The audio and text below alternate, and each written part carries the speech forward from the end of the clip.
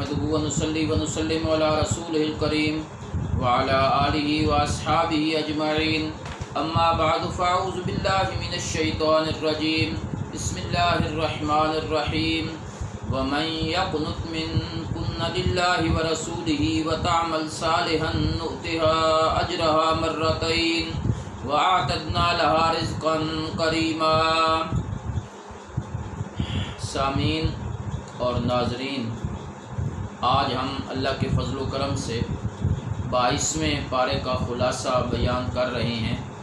अल्लाह तबारक व तआला हमारी इस काविश और मेहनत को अपनी बारगाह में कबूल फ़रमाएँ और अल्लाह इसको कुरानी तालीमात का ज़रिया और वास्ता बनाकर लोगों की हिदायत का सबब बनाएँ। अल्लाह इसको 22वें पारे का जो मज़मून है वो वहीं से शुरू हो रहा है जहाँ से 21वें पारे का मज़मून ख़त्म हुआ था। अल्लाह तबारक व तआला ने अज़वाज मुतहरात को ख़िताब करते हुए फ़रमाया था कि ए पैगम्बर की घर वालियों, तुम किसी तरीके से भी अपने नबी को तकलीफ़ न दिया करो। ये नबी अल्लाह के रसूल, इनकी हैसियत एक खामन की है और दूसरी हैसियत पैगम्बर होने की है, तो लिहाजा इनको नबूवत की निगाह से देखा करो और कोई ऐसा मुतालबा न किया करो कि जिससे नबी को तकलीफ़ हो। फिर अल्लाह ने इस पारे की इब्तिदा में अज़वाज मुतहरात के बारे में थोड़ी सी मज़ीद बातें फरमाया जो तुम में से अल्लाह और उसके रसूल का हुक्म मानेगी और नेक काम करेगी, हम उसको अजर भी दुगना अता करेंगे। फिर फरमाया कि ए नबी के घर वालियों, तुम आम औरतों की तरह नहीं हो, लेकिन शर्त यह है कि अपने अंदर तकवा पैदा करो और डरती रहो और बात करने में नरम लहजा इख्तियार न करो। ऐसा न हो कि मुनाफिकीन तुमसे कोई ऐसी बात उगलवाएं कि जो उनकी ख्वाहिश के मुताबिक है, तो नरम बात न किया करो, बल्कि ठीक और ऐसी बात करो जिससे उनकी उम्मीदों पर पानी फिर जाए। और घरों में टिकी रहो और जाहिलियत वाला ज़ेबो ज़ीनत इख्तियार न किया करो। और घरों में रहकर करना क्या है? नमाज कायम करनी है, ज़कात देनी है, अल्लाह और उसके रसूल की बात माननी है। ये हुक्म इसलिए दिए जा रहे हैं कि अल्लाह तुमसे गंदगी को हटाना चाहते हैं, वो मैल कुचैल, वो जो शैतानी असरात, अल्लाह उसको ख़त्म करना चाहते हैं और तुम्हें पाक करना चाहते हैं। और घरों में रहकर अल्लाह की आयात और अहादीस जो नबी की ज़ुबान से तुम सुनती हो, उसी का तज़किरा किए रखो, उसी को दोहराए रखा करो, ताकि तुम्हारा ईमान वो कुरान और सुन्नत के साथ मुनव्वर रहे। रकू नंबर 2 में अल्लाह तबारक व तआला ने फरमाया कि मर्द या औरतें जब उनमें ये सिफ़ात होती हैं तो अल्लाह उनको बहुत बड़ा अजर अता करते हैं। इस्लाम, ईमान, आजिज़ी, सच्ची बात करना, सब्र करना, अल्लाह से डरना, सदका करना, रोज़े रखना, शर्मगाहों की हिफाजत करना, दोनों तबकों को कुरान ने जिक्र किया। मुसलमान मर्द, मुसलमान औरतें, मोमिन मर्द, मोमिन औरतें, अल्लाह ने उनके लिए तैयार की है मग़फ़िरत। फिर अल्लाह ने एक कानून जिक्र किया कि जब नबी किसी चीज़ का फ़ैसला कर दें तो उसके बाद कोई मुसलमान मर्द और औरत उसकी ज़ाती राय ख़त्म हो जाती है। फिर नबी का फ़ैसला मानना होता है, नबी के फ़ैसले को कबूल करना होता है, फिर ज़ाती राय उसमें नहीं होती।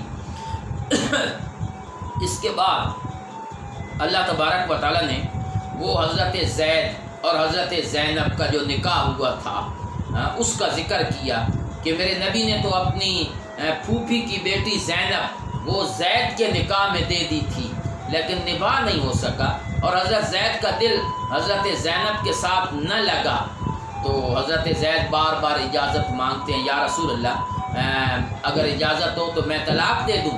तो अल्लाह के नबी फरमाते थे, नाना, अपनी बीवी को घर में रोक के रख और अल्लाह तबारक व तआला से डरते रहो और अल्लाह तबारक व तआला का खौफ दिल में रखो। ये बातें तू अपने उस ग़ुलाम से कर रहा था जो जिसको आपने मुतबन्ना बनाया था। मेरे नबी के दिल में बात ये थी कि अगर ज़ैद ने दे दी तलाक तो मुझे ज़ैनब से निकाह करना पड़ेगा उसकी दिल जोई के लिए। और ये बात बड़ी अजीब थी कि मुतबन्ना की बीवी से निकाह करना, मुंह बोले बेटे की बीवी से। लोग तो इसको حقیقی بیٹا سمجھتے تھے، تو یہ وہ ڈر تھا جو میرے نبی کے دل میں تھا۔ اللہ نے فرمایا آپ لوگوں سے ڈرتے ہیں، اللہ سے ڈرنا چاہیے، اللہ تبارک و تعالیٰ کا حکم ماننا ہے۔ جب زید نے طلاق دے دی تو ہم نے اس کا نکاح آپ سے کروا دیا تاکہ رسم ٹوٹ جائے اور بعد میں آنے والے مسلمانوں کے لیے تنگی نہ رہے۔ اس لیے اللہ فرماتے ہیں نبی کے دل میں ذرہ برابر بھی تنگی نہیں ہوتی اس چیز میں جو اللہ مقرر کرتے ہیں۔ نبی وہ ہوتے ہیں جو اللہ کے پیغام پہنچاتے ہیں، اللہ سے ڈرتے ہیں اور کسی سے نہیں ڈرتے۔ پھر اللہ نے اپنے آخری پیغمبر کی حیثیت کو بیان کیا کہ محمد تم مردوں میں سے کسی کے باپ نہیں ہیں، وہ اللہ کے رسول ہیں اور خاتم النبیین ہیں۔ آپ کے آنے کے بعد نبوت کا دروازہ بند، لہٰذا یہ رسم میرے نبی نے ہی توڑنی ہے۔ رکوع نمبر 3 میں اللہ نے اور باتیں ذکر کی کہ ایمان والو اللہ کو یاد کرو، اللہ کی پاکی بیان کرو، اللہ تم پر اپنی رحمتیں بھیجتا ہے۔ پھر اللہ نے نبی کے فرائض ذکر کیے کہ ہم نے آپ کو شاہد، مبشر، نذیر اور داعی اللہ بنا کے بھیجا ہے، یہ آپ کی صفات ہیں، آپ نے لوگوں کو یہ باتیں بتانی ہیں۔ پھر اللہ نے دوبارہ اس مضمون کا ذکر کیا جو سورت کے شروع میں تھا کہ کافرین اور منافقین کی باتیں نہیں ماننی اور ان کی اذیت اور تکلیف، اس پہ صبر کرنا ہے۔ پھر اللہ نے ایک اور قانون ذکر کیا کہ اگر کسی عورت کا کسی خامن سے نکاح ہو جائے اور رخصتی سے پہلے طلاق ہو جائے تو اس پر کوئی عدت نہیں ہے۔ پھر اللہ نے اپنے نبی کے بارے میں فرمایا کہ ہم نے آپ کے لیے 4 قسموں کی عورتیں حلال کی ہیں، ایک وہ جن کو تو نے مہر دیا ہے، ایک آپ کی لونڈیاں ہیں، ایک آپ کے رشتہ داروں کی بیٹیاں ہیں، پھوپھی، خالہ اور ماموں کی، اور وہ عورت جو اپنے آپ کو نبی کے حوالے کر دے بغیر مہر کے، یہ بھی حلال ہے جی۔ پھر اللہ نے فرمایا کہ جس بندے کے گھر میں 2 بیویاں ہیں اس کا قانون یہ ہے کہ وہ دونوں میں انصاف کرے، برابری کرے، لیکن یہ برابری نبی کے ذمے نہیں ہے، وہ جس کو چاہے قریب لائے، جس کو چاہے دور کرے۔ پیغمبر سے اللہ نے مواخذہ نہیں کرنا، گرفت نہیں کرنی، لیکن اس کے باوجود میرے نبی برابری کا بڑا خیال رکھتے تھے۔ رکوع نمبر 4 میں اللہ نے فرمایا کہ اے لوگو نبی کے گھر میں نہیں جانا جب تک کہ اجازت نہ ہو، بغیر اجازت کے گھروں میں ویسے بھی نہیں جانا، اور خاص طور پہ نبی کے گھر میں تو نہیں جانا، اور جانا اس وقت ہے جب تمہیں بلایا جائے، اور جب کھانے کی مجلس ہو، کھانا ختم تو وہاں سے اٹھ جایا کرو، زیادہ دیر بیٹھنے کی ضرورت نہیں ہے۔ پھر اللہ نے کچھ رشتے ذکر کیے ہیں کہ ان کے گھروں میں تم جا سکتے ہو، اپنے بھائی ہیں، بیٹے ہیں، اولاد ہے، ماں باپ ہیں، ان کے گھروں میں بے تکلف جانے کی اجازت ہے۔ پھر اللہ نے فرمایا کہ جب میرے نبی نے اس رسم کو توڑا تو اللہ اور اس کے فرشتے نبی پر شاباش بھیجتے ہیں۔ پھر اللہ نے رکوع نمبر 5 میں فرمایا کہ اے میرے پیغمبر اپنی بیویوں سے، بیٹیوں سے اور مومنوں کی عورتوں سے کہہ دو کہ جب باہر نکلیں تو اپنا بڑی چادر اپنے اوپر ڈھانپ لیا کریں، پردے کے ساتھ جائیں۔ یہ منافق جو مدینے میں ہے نا، یہ مسلمانوں کو بدنام کرنا چاہتے ہیں، لہذا آپ پردے کا اہتمام کریں۔ سورت کے آخر میں اللہ تبارک و تعالیٰ نے ذکر کیا ہے کہ لوگ تجھ سے پوچھتے ہیں قیامت کے بارے میں، فرماؤ اس کا علم اللہ کے پاس ہے۔ یہ وہ دن ہے کہ جس دن چہرے بدل جائیں گے اور اللہ تبارک و تعالیٰ کافروں کو عذاب میں مبتلا کریں گے، اور یہ بڑے لوگ جو ہیں نا اور چھوٹا طبقہ جب جہنم میں جائے گا تو چھوٹے بڑوں کو کہیں گے کہ یا اللہ ان کو دگنا عذاب دے، انہوں نے ہمیں گمراہ کیا تھا۔ تو اللہ نے اسی مضمون پر سورت کو مکمل کیا۔ اس کے بعد سورہ سبا ہے، اس کا نام سبا اس لیے ہے کہ اس میں سبا کا ذکر ہوا ہے۔ اللہ فرماتے ہیں تعریفیں اللہ کے لیے ہیں جس کے لیے حکومت ہے آسمان و زمین کی۔ اللہ زمین و آسمان کی پوشیدہ باتیں بھی جانتا ہے۔ کافر کہتے ہیں قیامت کیوں نہیں آتی؟ جواب دو میرے پیغمبر، اپنے وقت پہ آئے گی، اور جب آئے گی تو اللہ ایمان والوں کو اچھا بدلہ دیں گے، کافروں کو اللہ جہنم میں ڈالیں گے۔ اور کافر نبی کے بارے میں کہتے ہیں کہ یہ پیغمبر عجیب باتیں کرتا ہے کہ جب ہم ریزہ ریزہ ہو جائیں گے دوبارہ اٹھایا جائے گا۔ اللہ فرماتے ہیں ہاں، دیکھتے نہیں ہو کہ زمین و آسمان میں جو کچھ بھی ہے اللہ تبارک و تعالیٰ اس کو پیدا کرنے والے ہیں۔ اگر ہم چاہیں تو تمہیں زمین میں دھسا دیں یا آسمان سے کوئی ٹکڑا گرا دیں، لیکن اللہ ایسا کرتا نہیں ہے۔ پھر اگلے رکوع میں، رکوع نمبر 8 میں اللہ نے حضرت داؤد اور حضرت سلیمان کا ذکر کیا کہ داؤد کو ہم نے بڑی فضیلت عطا کی، پہاڑ ان کے ساتھ تسبیح کرتے تھے اور لوہا ان کے ہاتھ میں نرم ہو جاتا تھا، وہ لوہے سے زرہ بنایا کرتے تھے۔ حضرت سلیمان کے ہم نے ہوا تابع کر دی، صبح اور شام کا سفر 1 مہینے کے برابر طے کرتی تھی، اور تانبے کے چشمے ہم نے ان کے لیے پگھلا دیے۔ شیاطین ان کے سامنے کھڑے ہو کر بڑے بڑے کام کیا کرتے تھے، بڑے بڑے عبادت خانے، بڑے بڑے لگن، بڑے بڑے ہانڈیاں وہ بنایا کرتی تھیں۔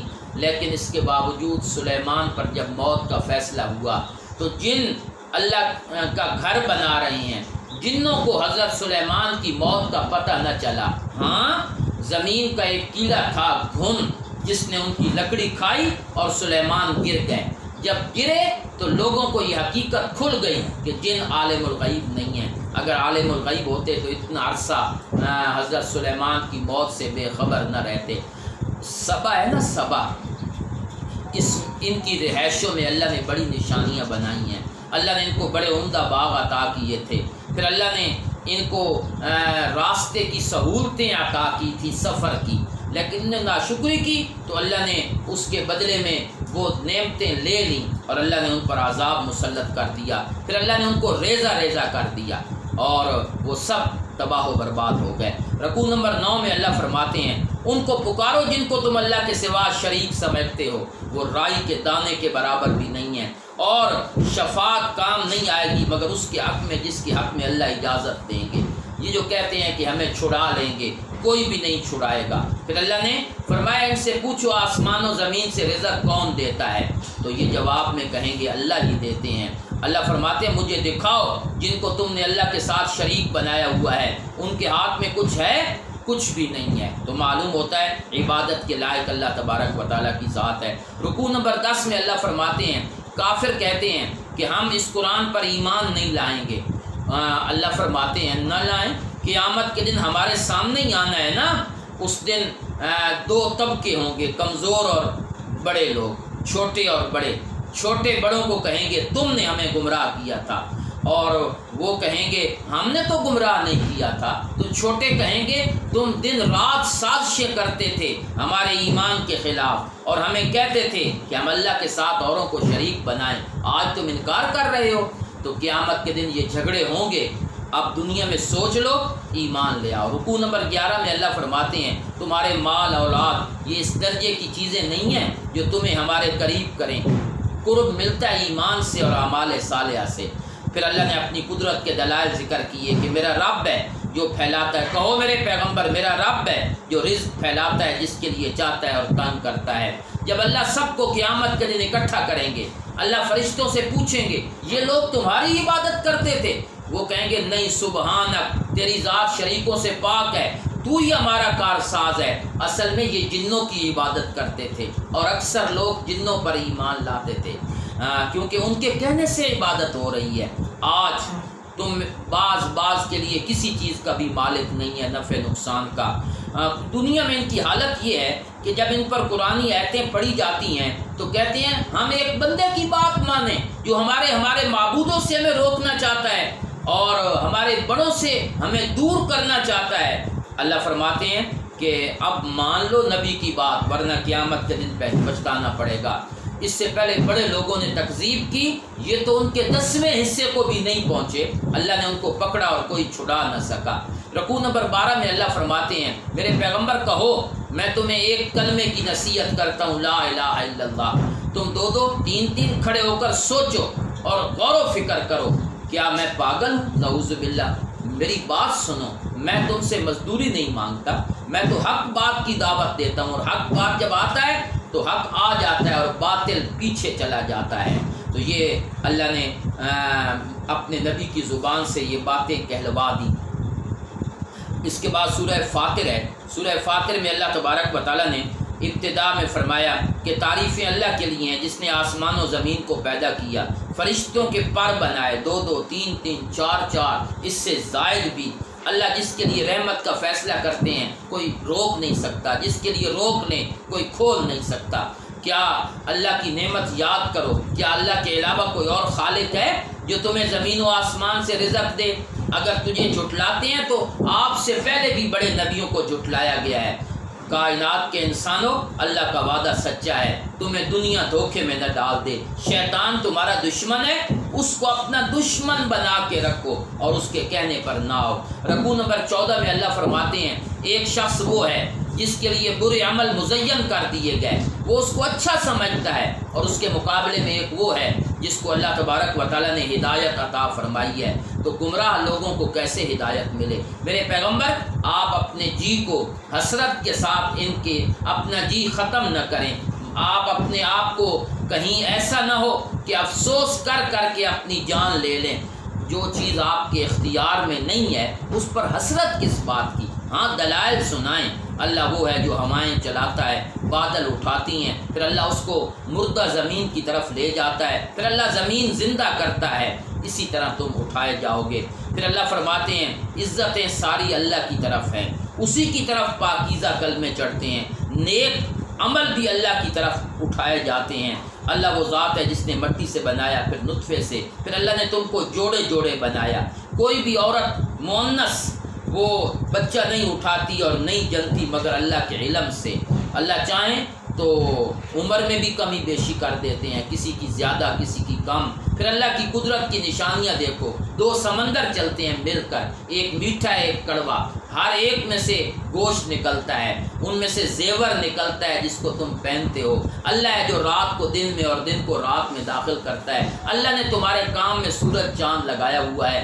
یہ تو میرے اللہ کی صفتیں ہیں۔ ذالکم اللہ ربکم لہ الملک، حکومت بھی اسی کی، اور جن کو تم پکارتے ہو اللہ کے سوا، ما یملکون من قطمیر، وہ کھجور کے اوپر جو پردہ ہے اس کے بھی مالک نہیں ہے۔ اگر تم پکارو وہ تمہاری پکار نہیں سنتے، بالفرض سن بھی لیں، مستجابوا لکم، تمہارے کام نہیں آ سکتے، اور قیامت کے دن تمہارے شرک کا انکار کریں گے۔ معلوم ہوتا ہے پکاریں سننے والا اللہ ہے، تو اسی کو پکارنا چاہیے۔ رکوع نمبر 15 میں اللہ فرماتے ہیں اے لوگوں، تم سب اللہ کے دروازے کے فقیر ہو، اللہ بے پرواہ ذات ہے، اگر چاہے لے جائے اور نئی مخلوق لے کے آئے۔ کوئی بوجھ اٹھانے والا دوسرے کا بوجھ نہیں اٹھائے گا، چاہے رشتہ دار ہی کیوں نہ ہو۔ تو قیامت سے ڈرو۔ پھر اللہ فرماتے ہیں انسان برابر، اندھا اور دیکھنے والا برابر نہیں، اندھیرے اور روشنی برابر نہیں، سایہ اور گرمی برابر نہیں، زندے اور مردے بھی برابر نہیں ہیں۔ اللہ جس کو چاہتے ہیں سناتے ہیں، آپ ان کو نہیں سنا سکتے جو قبروں میں پڑے ہوئے ہیں۔ معلوم ہوتا ہے مرنے کے بعد سننے کا سلسلہ، سنانے کا سلسلہ ختم ہو جاتا ہے۔ رکوع نمبر 16 میں اللہ فرماتے ہیں اللہ وہ ذات ہے جس نے آسمان سے پانی اتارا، پھر ہم اس کے ساتھ پھل نکالتے ہیں جس کے رنگ مختلف ہیں، پہاڑوں کے ٹکڑے مختلف ہیں، سفید، سیاہ، سرخ، انسان، چوپائے، ان کے رنگ مختلف ہیں۔ ان نصیحتوں کو وہی سنتے ہیں جو اللہ کے نیک بندے ہیں، جو کتاب پڑھتے ہیں، نماز قائم کرتے ہیں، ہمارے دیے ہوئے میں سے خرچ کرتے ہیں، تاکہ اللہ ان کو اجر بھی دیں اور اللہ ان کو اپنے فضل سے اور بھی عطا فرمائیں گے۔ کتاب بڑی عظمت والی ہے، یہ پہلی کتابوں کی تصدیق کرتی ہے۔ اس کتاب کے وارث بڑی عظمت والے ہیں۔ وارث ہم نے ان کو بنایا ہے جن کو ہم نے اپنے بندوں میں سے چن لیا ہے۔ کچھ وہ ہیں جو اپنے آپ پہ ظلم کر رہے ہیں، گناہ گار، کچھ میانہ رو، معتدل، اور کچھ وہ ہیں جو آگے بڑھنے والے ہیں، اور اللہ ان کو جنت میں داخل کریں گے۔ جب جنت میں پہنچیں گے تو وہاں اللہ کی تعریفیں کریں گے، یا اللہ تو نے ایسی جگہ عطا کی، نہ تھکاوٹ، نہ کوئی اس میں ہمیں سستی، یا اللہ تو نے ہمیں جہنم سے بچایا ہے۔ اس کے مقابلے میں جہنمی لوگ وہاں چیخ رہے ہوں گے اور اللہ سے موت کا مطالبہ کر رہے ہوں گے۔ رکوع نمبر 17 میں اللہ فرماتے ہیں زمین و آسمان کا غیب جاننے والا وہی ہے، وہی وہ ذات ہے جس نے تم کو نائب بنایا زمین میں۔ اور اللہ فرماتے ہیں لوگوں بتلاؤ جن کو تم شریک سمجھتے ہو اللہ کے سوا، انہوں نے زمین کا کون سا حصہ بنایا ہے، یا ان کی آسمان میں شرکت ہے، یا تمہارے پاس کوئی کتاب ہے جو شرک کی دعوت دیتی ہے۔ اللہ وہ ذات ہے کہ اللہ نے آسمان و زمین کو روکا ہوا ہے گرنے سے، اور اگر یہ گر جائیں تو اللہ کے بغیر کوئی روک نہیں سکتا۔ تو یہ لوگ ان دلائل کو سننے کے باوجود تکبر کرتے ہیں، تو کیا یہ انتظار کر رہے ہیں کہ پہلوں کا طریقہ آئے؟ اگر اس کا انتظار ہے تو اللہ کے طریقے میں تبدیلی نہیں آئے گی، اللہ ان کو بھی عذاب دیں گے۔ یہ چلے پھرے نہیں زمین میں، دیکھیں کہ پہلے لوگوں کا انجام کیا ہوا۔ وہ ان سے سخت تھے قوت کے لحاظ سے، لیکن اللہ کو بے بس نہ کر سکے۔ اور اللہ لوگوں کی بدعمالی کی وجہ سے اگر ان کو پکڑ لینا تو اللہ زمین پر کوئی چوپایا زندہ نہ رکھیں۔ ضرورت ہی نہیں ہے، انسان جب بد کردار ہوتا ہے تو اس کی نحوست چوپاؤں پر، معاشرے پر پڑتی ہے، لیکن اللہ ڈھیل دیتے ہیں وقت مقررہ تک۔ جب وقت آ جائے گا تو اللہ اپنے بندوں کے اعمال کو اچھی طرح دیکھ رہے ہیں، اللہ گرفت کریں گے اور اللہ تبارک و تعالیٰ ان کو پکڑیں گے۔ سورہ فاطر مکمل ہوئی تو انشاءاللہ کل کے درس میں ہم سورہ یاسین سے شروع کریں گے اور اگلے پارے کا خلاصہ بیان کریں گے۔ اللہ مجھے اور آپ کو قرآنی تعلیمات پہ عمل کرنے کی توفیق عطا فرمائے۔